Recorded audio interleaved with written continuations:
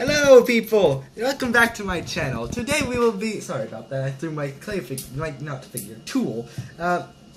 Okay, we will be reviewing what I think no one has ever done before, which is a stylized spring trap. I have my ignited spring trap here. I lost one of his fingers, but it still looks good. Where did his thumb go? Oh, there it is.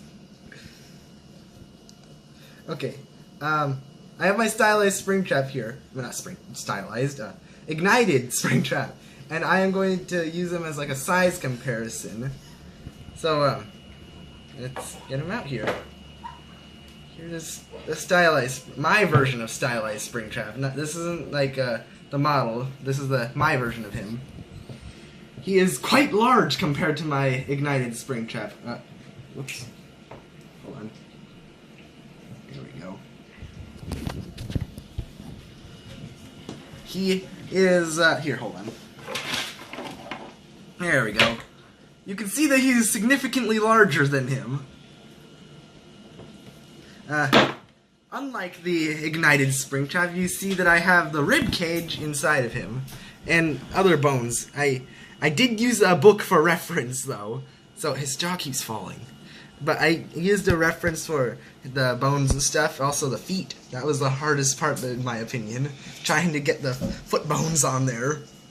The easiest part, I think, was his ears. Only hard part about that was trying to get them to stay on. And, hand was also pretty hard.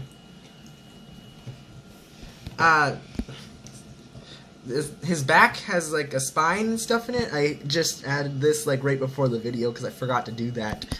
But you can see he has like the spine going all the way down here. You can see like metal rods and stuff holding him together inside of it. You can see that right here the spine is a little bit disconnected from each other. I didn't mean for that to happen, but it looks good. So I'm just going to keep it like that. And these two leg parts right here, the mascot legs, I think they're the best ones because they look hollow, but you can still see what's inside of them quite easily. And same thing with this one right here. Here, if I turn his leg like that, you can see inside of it. You can see the bone and stuff. Everything in here, again, I used a reference book for it because I have absolutely no idea what I was gonna do with it because I didn't know where anything was. That's a lie. I knew where some things were, but I used a reference to keep me in check, so I know what to do. I like how his mouth came out, like the jaw right here.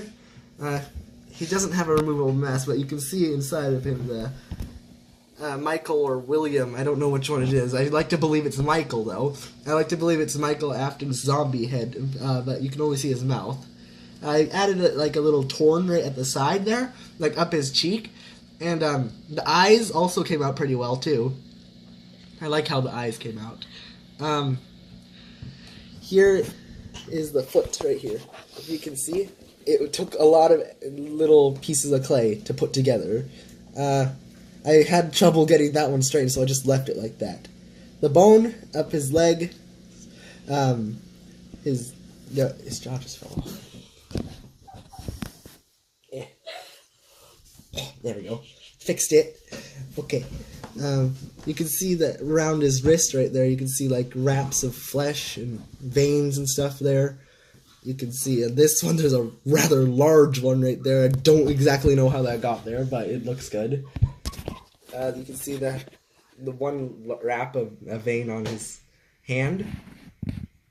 And everything inside of his arms and his stomach and stuff. I think it turned out pretty good. Size comparison. He almost fell down. Yeah. I don't want to estimate how tall this is, but you could see a lot of improvement since I first started this channel. Someone said something. I don't know what they said. Okay, sorry about that. You can get out of here now. But he actually turned out pretty well. He is quite heavy. It's not bakeable clay, so I'm not going to be able to get him hardened, so... yeah. I did that because it was the only clay that I actually had that had color with it, which is kind of sad. But I'm hoping sometime in the future I'll be able to get some polymer clay and remake him so I can bake him, you know. But he is a pretty good model, one of my favorites so far. Best Springtrap model I've ever made. It's kind of obvious that Springtrap's my favorite character because this is the second video that I did on a Springtrap. First one was Ignited Springtrap, now my version of Stylized Springtrap. I think wait. I feel like I'm forgetting to do something, but I don't know what it is. I'll try to remember it, but then again I might forget to remember it.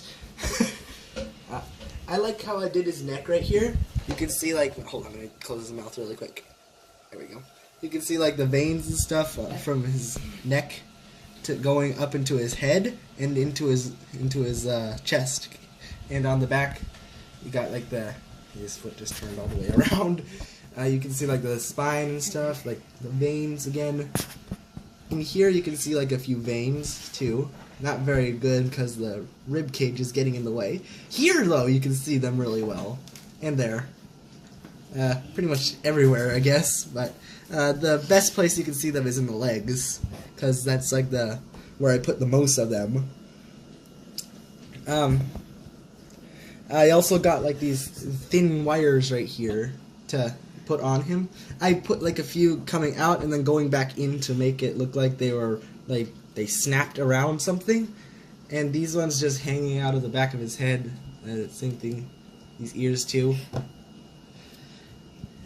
Then down here on his feet, I just rolled up thin pieces of red clay and just laid them over his bones.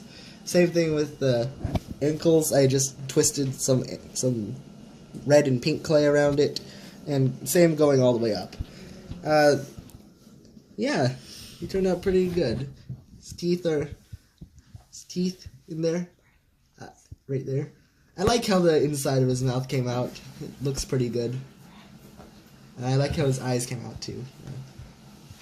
So I think that's it for him.